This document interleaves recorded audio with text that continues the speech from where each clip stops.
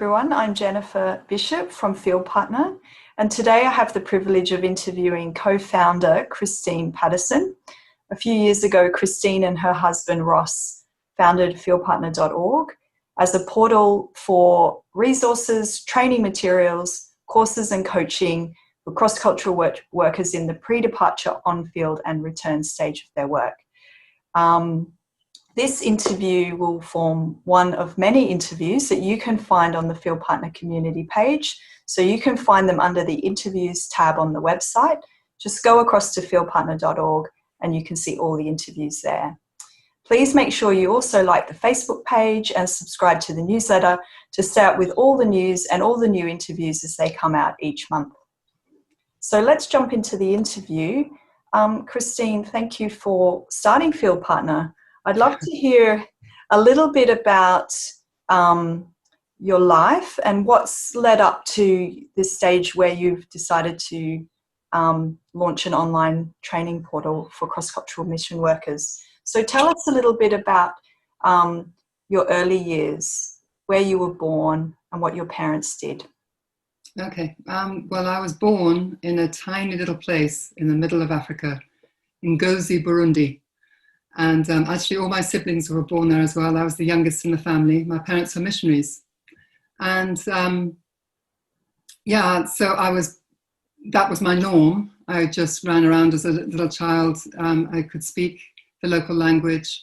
Later on I learned French, and so I was trilingual by the time I was about 3.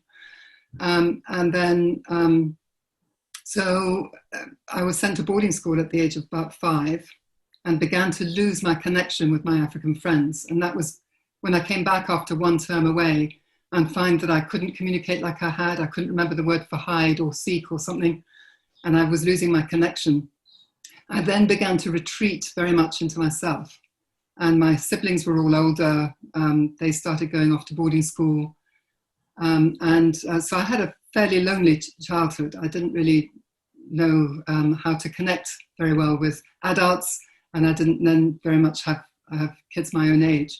So when I went to boarding school at the age of 6, just across the border in Uganda, I did then begin to find friendship with people, but I still felt kind of disconnect inside about who I really was.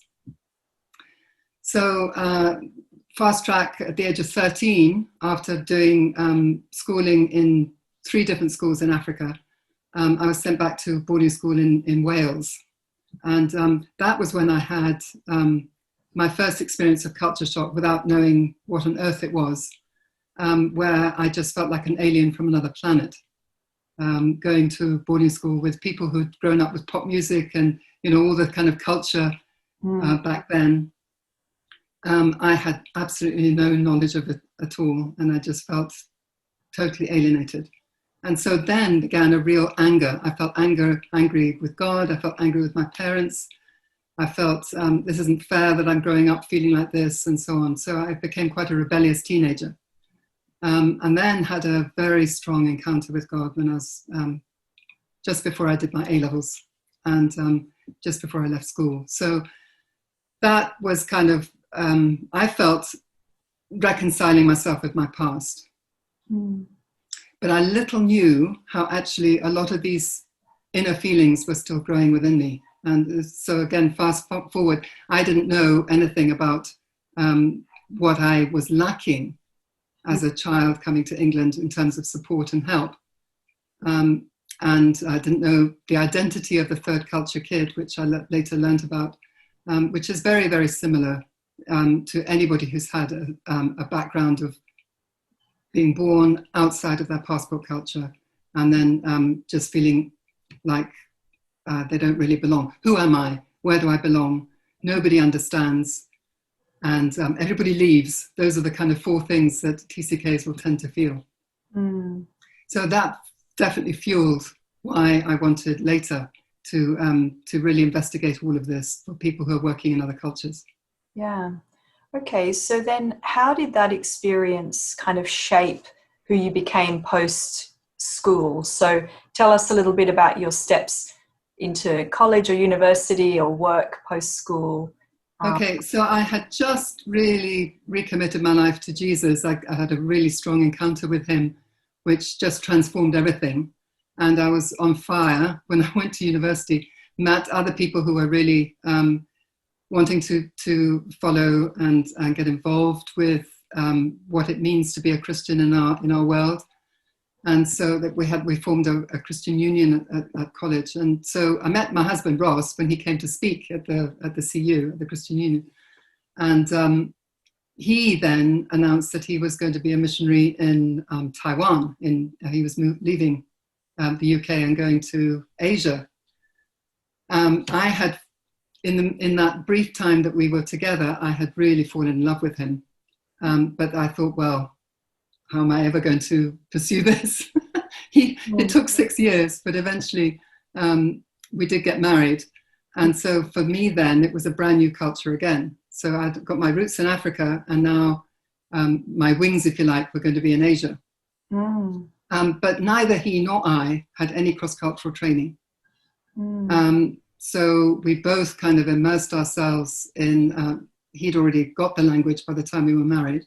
He'd been in Taiwan for about 6 years. And so I arrived all kind of gung-ho, wanting to find out more, and then had a really crushing experience of culture shock, again, without having a clue what it was, because nobody had trained us, So we had a pretty tough start to our marriage.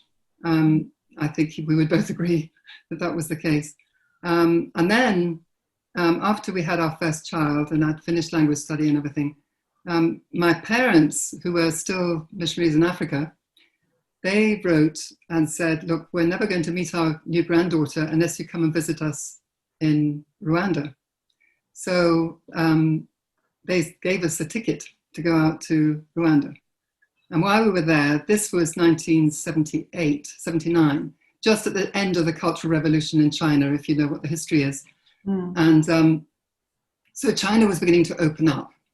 And we met these very tall, from the northeast of China, kind of exports. They were trying to export communism, but clearly they didn't really believe it. It was just what they were told to do. But they were teaching the Africans basketball and table tennis as a sort of, what it was called ping pong diplomacy back in those days, with so trying to gain influence, China gaining influence in Africa even back then. But we found that we could communicate perfectly with them using the Mandarin that we'd learned in Taiwan. We were able to communicate with these guys. And they were the ones who said, you must come to our country because we need this message about Jesus. So we saw that as a kind of Macedonian call. We went back to Taiwan. We tidied up our affairs in Taiwan and then went through the States trying to get a post in China. And to our crushing disappointment, we couldn't get anything. We couldn't get to China at all. People said, if you tried 6 months ago, we could have given you a post. Maybe in 6 months' time we'll be able to, but right now there's nothing. So we were quite confused, and we landed back in the UK, just saying, Lord, we don't understand. Why did you lead us to leave Taiwan? And then now you're not opening the door into China. At which point we were invited by Overseas Missionary Fellowship, which used to be the China Inland Mission, to reopen in the UK for them the China field. So instead of, they had sort of dissipated throughout the whole of Southeast Asia, but now they wanted to reopen a kind of China interest because things were starting to open up again. So we did that for 4 years, meanwhile planting a church in the northeast of England. And so anyway, so that's how we got back to the UK after our first stint in Taiwan. And that was, again, re-entry shock without having a clue what that was. The feeling of everything's changed, people don't get us. We, a feeling of our story doesn't matter. And so all those things kind of formed the experiences that gave us the burden to help other people navigate their cross-cultural experiences. And so how long did that season last before you went back cross-culturally abroad again? To our amazement. I mean, I remember actually specifically praying, Lord, don't let it be longer than 6 months. I don't want to stay in the UK. We landed up being, I think, just nigh on 15 years. Wow. Yeah, so we worked with OMF for 4 years, and then Ross began to feel, look, there's so much that China needs, but we're just being asked to form a prayer fellowship in the UK to pray again for, and which was fantastic. But going around countless churches just talking about China and the doors opening and so on, he thought, well, the door is opening. What else can we do? So he then approached Derek Prince, I don't know if you know him, and asked if he felt the Lord was saying, take Derek Prince's ministry into China, because he had heard from people in China how much they needed foundational teaching. So we left OMF at that point and started working with Derek Prince Ministries. And over the years, probably between that and another ministry that we started, we've probably provided, I don't know, anything up to 25, 30 million books and teaching devices for China. So did you ever actually live and work in China? No, to our amazement, no, we didn't. We started the work that we did for China from the northeast of England. And then we continued it in Singapore when we moved there in 1994. And then subsequent to that, we moved back to Taiwan, which is where we still are. Right. Except not right now, not during lockdown. On a side note, you would have raised your family largely in the UK. Do you think that's been good for them, that they were not really third culture kids? Well, I would say they were, because their journey, because we moved to Singapore in 1994, and our eldest by then was 16, so still below the 18-year mark. Then 14, 12, and our youngest two were twins. And so the four of the younger ones had been born in England. And so when we moved to Singapore, it was another culture again for them. And I think they went for the same reason as we knew nothing. They also knew nothing about what culture shock felt like. We were not able to prepare them because we didn't know ourselves. And it was only once we were living in Singapore that I attended, it was called a member care conference. And I thought, that's interesting. I wonder what that is. So I went to, because we hadn't been with a missionary society or anything. We hadn't had any orientation. And now I didn't really know what member care was. And so I wanted to find out, attended this seminar by a man called David Pollock, who is, we discovered, a sort of founder member of the new understanding of what member care needs to be for missionaries, caring for people on the field, caring for their families, and especially he was a leading light in uncovering what the TCK, third culture kid identity is.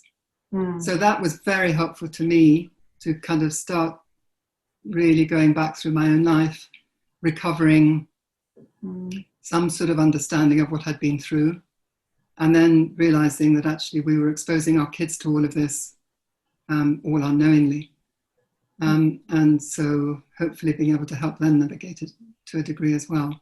Then while we were there, our plans for their education really fell apart. So we landed up sending them to school in India, a boarding school in India, which boarding school, after my experience and even Ross's experience, we definitely were not happy doing that, but it was the only door that opened. And so that's what they did. And, it was a mixed experience for them as well, I have to say. Okay. Yeah. So then you moved into a training capacity through Antioch School of Mission. Tell us a little bit about that and how you've been able to form the foundation of what is now FieldPartner. Okay. Well, we had already, again, started sending people, and you tend to drift back to your own experience. When we started the work inside China, the first thing was just producing the material that the underground church was wanting.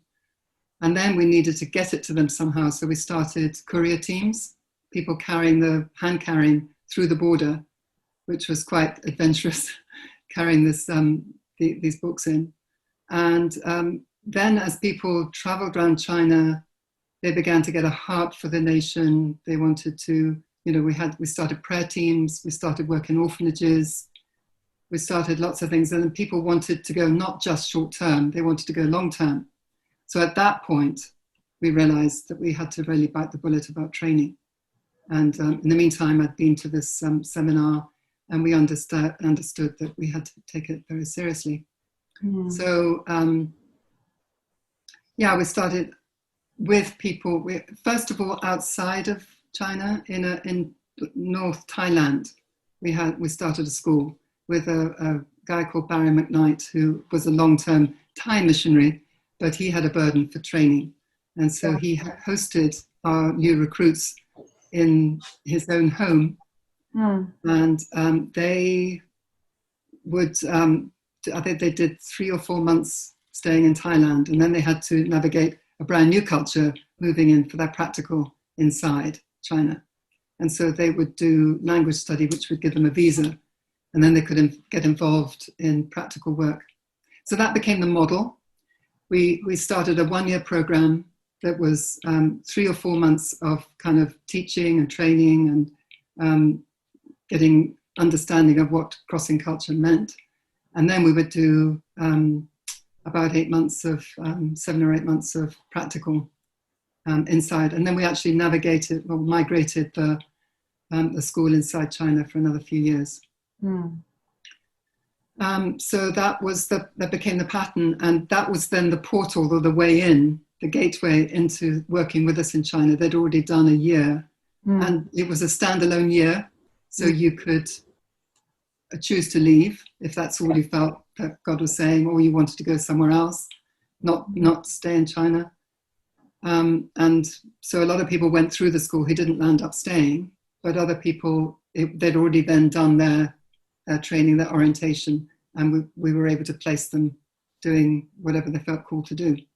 So that became the model for what we did. And then when things began to get very much more sensitive and tight in China, what we landed up seeing, well, 2 things really. We began to see that this concept could be much larger, much broader. If we put the training material online, then people could access it and use it in their own context. And then we began to realize more and more how many of the Chinese were leaving China and were themselves needing to be trained.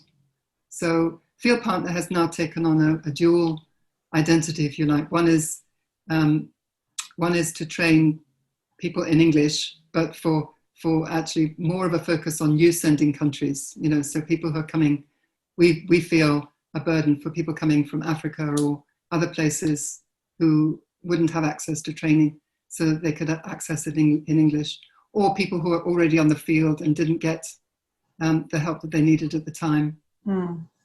People who haven't really any idea how to begin. I've got a thing called Crossing Culture 101, which is just the very foundation, basic stuff that you would need to know before you even start. So people can do that on their own time, and then see, well, maybe they need something a bit more, like going to Bible college or whatever. Go and get more training, more preparation. And then on the reverse side, coming back, we want to see people viewed as an asset.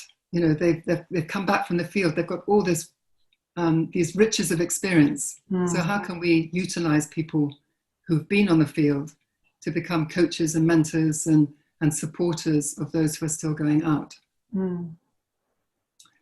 So now I'm kind of more developing the English side, and Ross is more developing the Chinese side. We don't in any way feel it's about us. We want it to be a gift that we'll step away from eventually, but for the meantime, we're involved. Wonderful. Thank you for sharing your story, Christine. Coming to the end of the interview, I'd just love to invite everyone to go across to fieldpartner.org and check out all the training and courses that are there. Christine is actually launching a coaching program in September 2020. So if you're interested in finding out about the coaching, you can email Christine at fieldpartner.org. And of course, you can see all the other interviews under the interviews tab on the website, fieldpartner.org. Make sure you like the Facebook page. Make sure you subscribe to the newsletter to stay up to date with all the news. That's all for the interview today. Thank you, Christine. And goodbye, everyone. Bye.